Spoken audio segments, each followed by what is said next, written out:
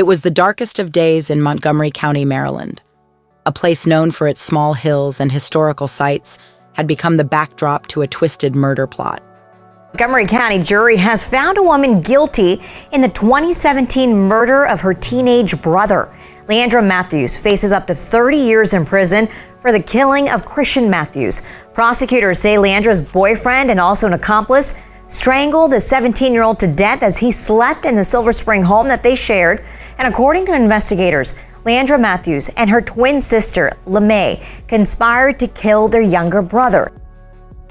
Leaundra Matthews' brother, Christian, never had a chance when she hatched a plan with her twin sister to have her boyfriend murder him while he slumbered in their Silver Spring home.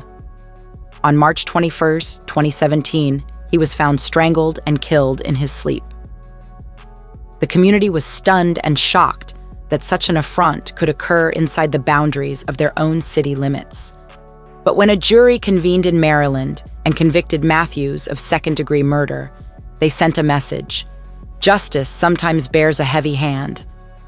The evidence had been overwhelming. Leaundra Matthews was the driver in her boyfriend Tycian Lipford's plot to kill Christian Matthews, and the Montgomery County Police and Assistant State's Attorneys Ashley Inderfirth and Sheila Begary were determined to hold her accountable. This defendant was integral to the crime and will now be held responsible, said State's Attorney John McCarthy. The tragedy played out near Silver Spring in 2017, with Christian found unconscious and later declared dead from asphyxiation. Tycian was convicted of second-degree murder earlier that year. Daniel Howard is set for trial for allegedly restraining the victim while Lipford squeezed. Leaundra's twin sister, Lemae Matthews, pleaded guilty to accessory after the fact to murder. Justice will come, maybe too late. But those who cared about Christian would never move beyond the incredible loss they'd endured. Leaundra Matthews said she'd been upstairs in her bedroom doing her homework when she heard the commotion downstairs. Her brother lay motionless on the floor by the time she reached the bottom of the stairs. She called 911.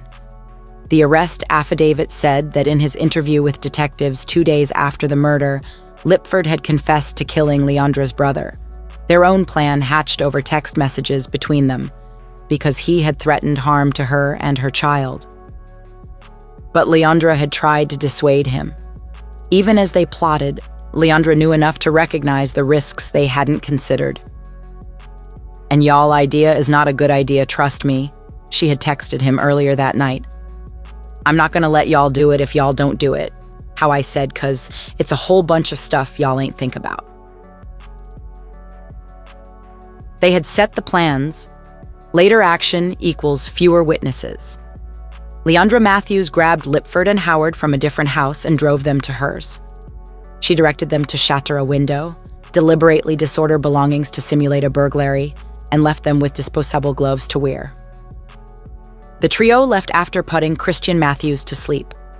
After the murder, she reunited with her boyfriend and Howard near where she picked them up before. 2 years passed by before Leaundra finally admitted what she had done to her mother and aunt. During her confession, she was steady-faced and spoke of her lack of remorse. "It had to be done," she said. "He wasn't going to stop." Her mom asked if they intended on hurting him. The service weapon at his thigh clanged like a doomsday bell as Detective Mike Thomas bounded up the stairs of the Montgomery County Police Station to the 3rd floor. He'd been working on this case for 2 years, trying to make sense of how Tycian Lipford and 2 young women, Lemae and Leaundra Matthews, could have conspired to murder Christian Matthews in Maryland. Now that he knew they were having a baby together, everything became crystal clear. Leaundra Matthews had told her mother that they had to stop her brother because he was getting into a fight. She didn't mention that the fight was with Lipford. Christian had disapproved of him dating his sister and being the father of her child, and they had argued several times. The mother relayed this confession to detectives, resulting in Lemae's arrest, yet Mike's assembly of the evidence revealed their entire plot. Leaundra had descended to the basement before the killings and told her sibling that Christian was dozing. Ty Lipford and Howard went down there donning gloves, and Christian never resurfaced alive. Detective Mike Thomas ascended the stairs of the Montgomery County Police Station. His body was drained from exhaustion, yet his spirit soared with the promise of justice. In his career, Thomas had witnessed too many victims and perpetrators alike, but this case proved especially tricky to investigate. At first, convicting Tyson Lipford for Christian Matthew's murder seemed easy, but Thomas suspected there was more. After months of exhausting investigation, he discovered that Lipford's partner, Leaundra, was an accomplice in Matthew's murder and now bore Lipford's child. It had become personal for Thomas, as he felt on the brink of bringing the sisters to account. As he entered the precinct, it was a struggle to keep his eyes open, until Leaundra approached and thanked him for what he did. It wasn't just about getting a conviction, it was also about providing closure to the family and honoring Christian Matthew's memory. The future may still be uncertain, but Thomas knew deep down he had done all he could to bring justice to the situation. Leaundra's eyes glinted, a single tear rolling down her pale cheek. "It's just so hard to take in," she said brokenly, her voice barely perceivable through the courtroom chatter, "that my own family was behind Christian's death." Without speaking a word, Thomas acknowledged her grief with a slight nod of his head. He couldn't fathom her anguish, but he understood it like no one else ever could. "I am so sorry," he uttered, and for once, those two words felt inadequate. Leaundra let out a shaky exhale and wiped away her tears before offering him a weak smile. "It's okay. I only wanted justice for him and wanted to thank you for making sure we got it." Thomas responded with a smile of his own, relieved that at least this part was done. In the courtroom, not a soul stirred as Lemae Matthews made her confession. She was one of 4 who had conspired to murder 17-year-old Christian Matthews. The twins, Leaundra and Lemae, their boyfriends, and friend Daniel Howard. The prosecutors read aloud from Lemae's statement about how she felt powerless as she heard her brother being attacked while she watched from downstairs. In a meek whisper, she divulged, "I heard what sounded like furniture thudding and Christian shrieking, 'Stop! Stop!' Lemae pleaded guilty to accessory after the fact to first-degree murder, but offered to testify against her twin sister and Daniel Howard if needed by the prosecution. The court had convicted another accused assailant in the basement, Tyson Lipford, of second-degree murder and sentenced him to 30 years in prison. The judge pronounced Lemae's potential punishment, up to 10 years in prison for her role in this brutal tragedy, making the air thick with tension. In her statement to prosecutors, Lemae revealed that around the time of the killing, there was animosity between her twin sister and younger brother over Lipford, who was Leaundra's baby's father. When Lipford was questioned by detectives in 2017, he admitted to killing Christian Matthews, according to court records. He confessed that Christian Matthews threatened to injure Leaundra and their child. By gone, she meant that she wanted him killed. Lemae recalled in her statement to prosecutors. "I asked her if they could just beat Christian up instead, but Leaundra said she wanted him gone." Brian Shefferman, an attorney for Leaundra Matthews, declined to comment. "Mr. Howard pleads not guilty to these charges," his attorney Aaron Myers said Friday. "He is eager for his opportunity in a court of law to examine the state's evidence, the state's theories of this crime, and the many different versions of this story as told by the witnesses in the 4.5 years since this tragic death of Mr. Matthews." They held Lemae Matthews and Howard in jail without bail. Wearing a tan jail jumpsuit and a long white necklace with a cross, Lemae said little during Friday's court hearing beyond responding to questions, affirming her guilty plea. The assistant state's attorney, Patrick Mays, read the statement Lemae gave prosecutors 2 months prior. On the night of the murder in Montgomery's Colesville area, Lemae said her sister entered her bedroom and asked her to watch over her baby while she went out with Lipford and Howard. "She told me they were coming to handle Christian," Lemae Matthews recounted. "I knew they wanted to kill him, but I prayed it was just going to be a beating." While her sister was out, Lemae texted and spoke to her by phone. "Leaundra asked me to go to the basement and make sure that Christian was in his room," Lemae recalled. "I went to the basement and could tell Christian was in his room lying down in bed under a blanket.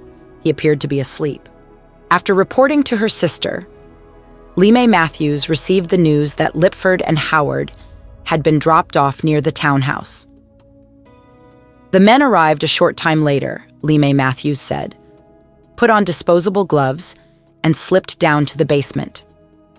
In court documents filed earlier, detectives alleged that Christian Matthews screamed and tried to run upstairs, but Lipford slammed a door to prevent his escape.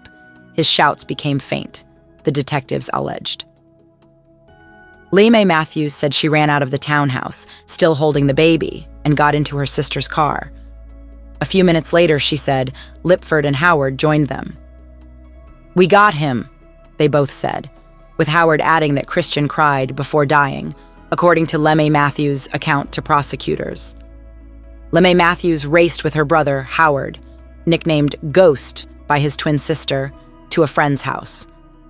But at the time to head home, Lemae desired to dial 911 and request aid for her brother, whom she still believed was alive.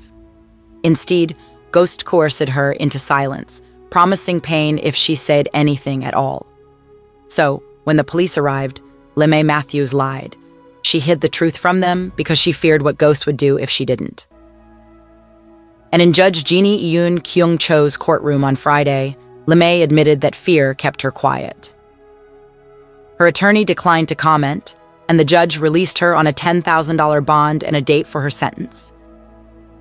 The allegations of one twin going along with another's murderous plot is something Jonah Friedman, a psychotherapist, author, and national twin expert, understands as a key element of twinship, sharing the same behavioral and psychological bonds.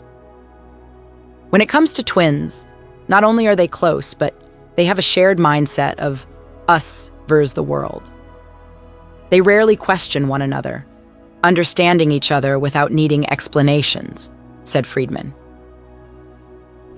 Lemae Matthews had to make a tough decision when she agreed to testify against her sister, according to Friedman's belief. They are fiercely loyal and protective of one another, often keeping secrets from the rest of the world. Their bond is unbreakable, he added. On August afternoon in 2023, Leaundra Matthews' lawyer, Jeffrey Zahler, revealed that they would fight her verdict. Zahler reasoned that if the court had admitted certain pieces of evidence, it could change the outcome of the case. Zahler spoke about how Leaundra's unfortunate past involving physical and sexual abuse at the hands of her own brother had resulted in PTSD and battered spouse syndrome, which is what led her to defend herself against him. Her daughter was also one of his victims. The prosecutor on the case, John McCarthy, dismissed Zahler's argument as he deemed Matthews crucial in concocting the plan to murder Christian Matthews. She drove back and forth from the murder scene as an accomplice without remorse. With the help of assistant state's attorneys, Ashley Inderfirth and Sheila Bagary and Montgomery County Police Homicide Unit, Matthews' monstrous crimes couldn't go unpunished. When contacted by media again, the Montgomery County State's Attorney's Office declined to provide any further comment. Zahler said they had diagnosed Leaundra Matthews with PTSD, but the court rejected it as evidence. Although they weren't in a romantic relationship, Zahler argued that abuse in a sibling or familial relationship shouldn't be treated any differently. If all the facts had been the same, but they had been a husband or wife, he said, it seems most likely the jury would have heard the information. The jury was not informed of Christian Matthews' threat to rape Leaundra and her daughter on the night of the murder. They were never presented with such a mitigating factor. It's unfortunate the jury never really got to see most of the evidence, Zahler said, and that's going to be one of the main grounds of appeal there. Leaundra Matthews offered Lipford an ultimatum: the fight her brother or suffer the consequences. Zahler witnessed the escalating disagreements between them, so it surprised no one when Lipford accepted her challenge and took it to the basement of the Silver Spring home. Howard, Lipford's friend, lent a hand in this epic showdown. However, unforeseen circumstances led to Christian Matthew's demise. Brian Schefferball, Leaundra's lawyer, and Zahler are planning on appealing her sentencing on January 19, 2024, at 2 p.m. A precious life was taken from the world that day. In honor of Christian Matthews, whose spirit will never rest. Stay safe, y'all. This is No Tears for Black Girls, a true crime podcast with a purpose. Don't miss out on our weekly revelations that the mainstream won't share, this Thursday and every Thursday thereafter. Tune in to any podcast streaming service to hear stories you won't believe.